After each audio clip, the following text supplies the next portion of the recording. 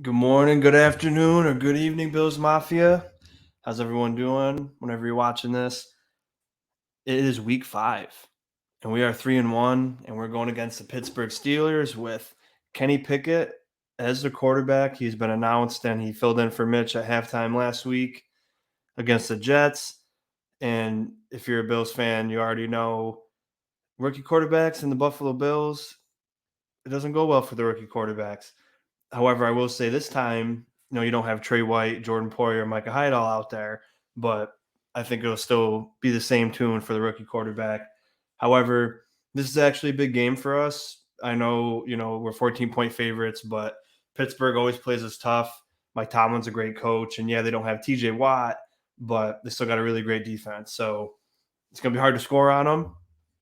So our defense is going to have to play tough, and we're going to have to do great offensively like we know we can.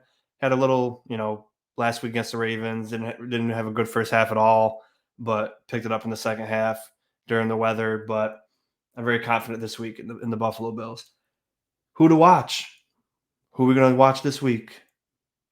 Again, secondary, and I only say the secondary because Kenny Pickett's a rookie, and it's his first actual start. The secondary's actually been outstanding with the guys we had fill in. Jaquan Johnson's been good. Kyrie Elam's been phenomenal. Christian Benford was good before he got hurt. Dane Jackson's back, so that's incredible to have. He's a huge piece to our defense. But keep watching the secondary because we're not 100% healthy. Jordan Poyer's out, so they're always going to be a group that I watch closely because it's one of our strong suits.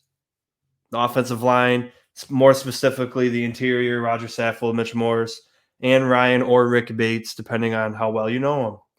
But Cam Hayward's an animal, and he's a dog, and he's still on the interior of that defensive line. So if we want to be able to do anything, run the ball, pass the ball with ease and with comfort, you're going to have to watch that man. And yeah, TJ Watt's not there, so it helps a little bit, but that defensive line is still good. But if we want to be able to move the ball and win the line of scrimmage, these three guys have to really step up. I'm going to say Motor because we know how well he can make plays happen. We know that he never gets tackled on first contact. He could turn a 5-yard loss into a 3-yard gain. And I really want to see him get moving this week. And because it really stinks that, on the receiving end of it, he's our second leading receiver. So that's absolutely incredible. However, we're still looked at as the Bills can't run. Josh Allen's the leading rusher, which is, it's fine. Lamar Jackson's the leading rusher for the Ravens, but you'd like to, for your quarterback especially, you'd like to see the running back take more carries. And again, also, we suit up 4 running backs every week. And I said this last time. I say it every week, actually. Why are we suiting up 5 receivers and 4 running backs when we're so thin at receiver to begin with, and we hardly use running backs? So I think Motor needs to get the ball not just in the receiving game, but we got to establish a run game, especially against a defense like this. Now on the other side of the Pittsburgh Steelers, Minkah Fitzpatrick, he's a top 3 safety in this league, and he's always where the ball is, no matter if you try to get away from him or not. He always finds his way to the ball, makes a great play at least once a game on defense, that turnover wise or big breakup. So got to watch out for Minkah Fitzpatrick. Always know where he is. I know Josh is fine with that, but from a fan watching, excuse me, you got a game plan around Minkah Fitzpatrick because he's so good. Again, I already mentioned him, Cam Hayward. Basically that whole defensive line, but Cam Hayward specifically because, yeah, he's getting older and older, but he's just like Von Miller, aging like fine wine. This guy's so good, and he's just exactly what you want on the interior defensive line. He just wreaks havoc, and you can get to the quarterback. You can stop the run. He just bull rushes people, and it's just sometimes it's unfair watching him. It's like, wow, how are you that good? Kenny Pickett's the third one, and this is a big thing for the rookie quarterback. Your first start is against Buffalo, in Buffalo with Bills Mafia, against the number 1 pass defense, number 2 defense overall, number 5 in sacks, number 2 in points allowed. number one in pass defense. It's gonna be a hard assignment for you, especially with their offensive coordinator, who the Steelers fans that I know aren't very happy with him. And from what I've seen, he's not very good. He's not a very good play caller, and the offensive line is not looking too good either. So I expect a big day for our defense. Kenny Pickett will be under duress a lot. However, they do have a lot of weapons. They got George Pickens, who I love. Chase Claypool, who I don't love, but is still a weapon. And the next guy I'm going to mention, well, besides Deontay Johnson too, but who's the best friend of a rookie quarterback? A tight end, Pat Fryermuth. He's a guy that came on the scene last year, and I was like, I don't know about this guy. I really don't.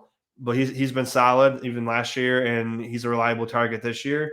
So he's got 4 weapons to throw the ball. And don't forget Najee Harris in the backfield. So, yeah, their offensive line isn't that good. And, yeah, he's a rookie, but don't expect him to go Justin Fields and 2 for 20 with 3 ints and no touchdowns. I expect us to handle him pretty well, but he's going to be able to get the ball to his playmakers. And that's all I think Steelers fans really want to see from him is obviously they think he's better than Mr. Trubisky already, but how can he do against a defense like this? Yeah, Jordan Poyer, Micah Hyde, and Trey White aren't out there, but still great defensive line, half of a good linebacking core, and pretty solid secondary. Again, it's not the full secondary, but these guys have proved that they're starters in this league and they can be phenomenal as well. And the reason why I bring that up, that it's not the same, is because Trey White, Poyer, and Hyde are just on a different level. So I'm not saying that our guys currently are bad. I'm just saying as far as this level that Hyde, Poyer, and White got to, these guys are just starting out their career. In the last 2 games, Elam's only given up 2 catches for 10 yards. So incredible. Dane Jackson has been solid. He's always solid in the run game too. DeMar Hamlin, he's a tackling machine. And then, of course, Jordan Poyer played last week, but Jaquan Johnson's going to have to play again this week. And he was okay against the Dolphins. Not that great in coverage, but very good tackling and very physical. So it's still going to be a hard assignment for him. Keys to victory: pressure, pressure, pressure. Pressure bursts pipes, and it's going to burst Kenny Pickett, and it's going to burst the Pittsburgh Steelers. So I'm going to say we're going to get 5 sacks minimum tomorrow. But bottom line is you got to get to that quarterback, especially he's going to be all – I mean, I'm sure he's very confident in himself, but I'm assuming because, when I played sports, I was always nervous no matter how confident I was because it was just part of it for me. So I'm sure he's very nervous. And, all of his family's going to be there because Pittsburgh and Buffalo aren't too far apart. So a few hour drive for him, for his family. So he's going to want to show out. And I don't know if it was true, but he says that it's okay that everyone thinks we're underdogs. We're not. And I'm sorry, Kenny. That's a great confidence, but let's be realistic. You are underdogs. Nobody's looking past you, though. You got a very great defense, and you got some weapons offensively. But roster to roster, obviously the Buffalo Bills got the edge, and it's okay because sometimes teams win when they're the underdog, but it's not going to happen this week. We got to get revenge for last year, that embarrassing week 1. And we can't let up, number 2. I mean, you see the Ravens do it 2 weeks in a row now, dominating the Dolphins, dominating the Bills. It was like sad, very sad to see. And then all of a sudden they just let up.